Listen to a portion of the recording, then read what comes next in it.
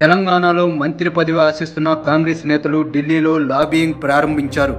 తెలంగాణ మంత్రివర్గంలో చోటు కోసం ఎవరికి వారే ప్రయత్నాలు చేస్తున్నారు.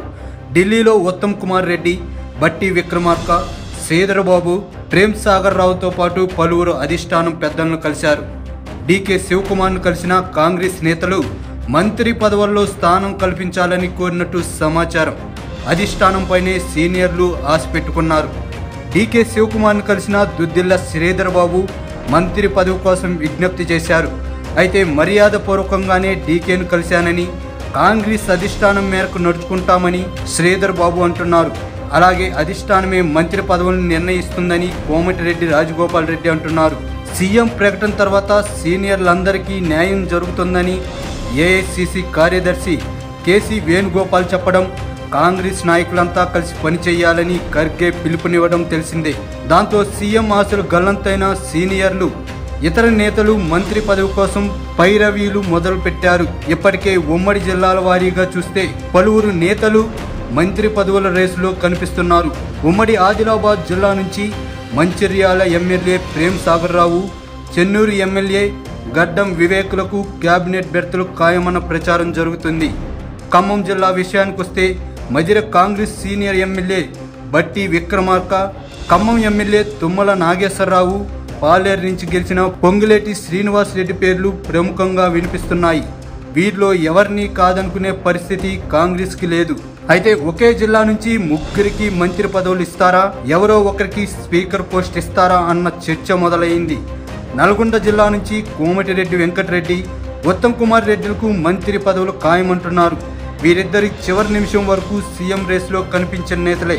ఇక రంగారెడ్డి జిల్లాలో ఇబ్రహీంపట్నం ఎమ్మెల్యే మల్రెడ్డి రంగారెడ్డి, వికారాబాద్ ఎమ్మెల్యే ప్రసాద్ కుమార్లు మంత్రి పదవి ఆశిస్తున్నారు. సీనియారిటీ లెక్కలు వీరికి కలిసి వచ్చే అవకాశం ఉందంటున్నారు. ఉమ్మడి మహబూబ్ నగర్ జిల్లా కొడంగల్ నుంచి గెలుపొందిన రేవంత్ రెడ్డి ముఖ్యమంత్రి అయ్యారు. అదే జిల్లాలకు చెందిన అచ్చంపేట ఎమ్మెల్యే డాక్టర్ చిక్కుడు వంశీకృష్ణ, కొల్లాపూర్ నుంచి గెలిచిన జూపల్లి కృష్ణారావు, పాలమూరు ఎమ్మెల్యే మంత్రివర్గ రేసులో కనిపిస్తున్నారు. ఆ క్రమంలో వీరిలో ఎవరిని అదృష్టం వరిస్తుందో చూడాలి మరి. ఇక గ్రేటర్ హైదరాబాద్ కు చెందిన కాంగ్రెస్ సీనియర్ నేత అంజన్ కుమార్ యాదవ్ తాజా ఎన్నికల్లో ఓటమి పాలయ్యారు. అయితే సీనియారిటీ, పార్టీ పట్ల ఉన్న విధేయత, బీసీ వర్గంలో లెక్కలతో అంజన్కు మంత్రి పదవి దక్కుతుందన్న ప్రచారం జరుగుతుంది. ఇక ఎస్సీ కోటాలో మెదక్ జిల్లాకు చెందిన ఆందోళ్ ఎమ్మెల్యే మాజీ డిప్యూటీ సీఎం దామోదర్ నరసింహకు క్యాబినెట్ బెర్త్ ఖాయంగానే కనిపిస్తుంది. వరంగల్ జిల్లా నుంచి వరంగల్ తూర్పు ఎమ్మెల్యే, ఉమ్మడి రాష్ట్రంలో కాంగ్రెస్ మంత్రిగా పనిచేసిన కొండా సురేఖ, ములుగు ఎమ్మెల్యే సీతక్కలకు మాత్రం మంత్రి పదవులు ఖాయమన్న ఊహాగానాలు వినిపిస్తున్నాయి. సీతక్క ఎన్నికల ప్రచార సమయంలోనే తనను గెలిపిస్తే మంత్రిగా తిరిగొస్తానని ప్రకటించి ఉన్నారు. రేవంత్ రెడ్డి వెంట టీడీపీ నుంచి కాంగ్రెస్లోకి వచ్చిన ఆమెకు ఎస్సీ కోటాలో ఖచ్చితంగా మంత్రి పదవి దక్కుతుందంటున్నారు.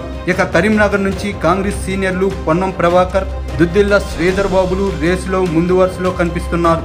అయితే శ్రీధర్బాబుకి స్పీకర్ పదవి కట్టబెడతారన్న ప్రచారం జరుగుతుంది. కానీ తనకు క్యాబినెట్లో చోటు కావాలని ఆయన అధిష్టానం దృష్టికి తీసుకెళ్లారంట. మరోవైపు నిజామాబాద్ జిల్లా నుంచి మాజీ మంత్రులు షబీర్ అలీ, సుదర్శన్ రెడ్డిల పేర్లు ప్రముఖంగా వినిపిస్తున్నాయి.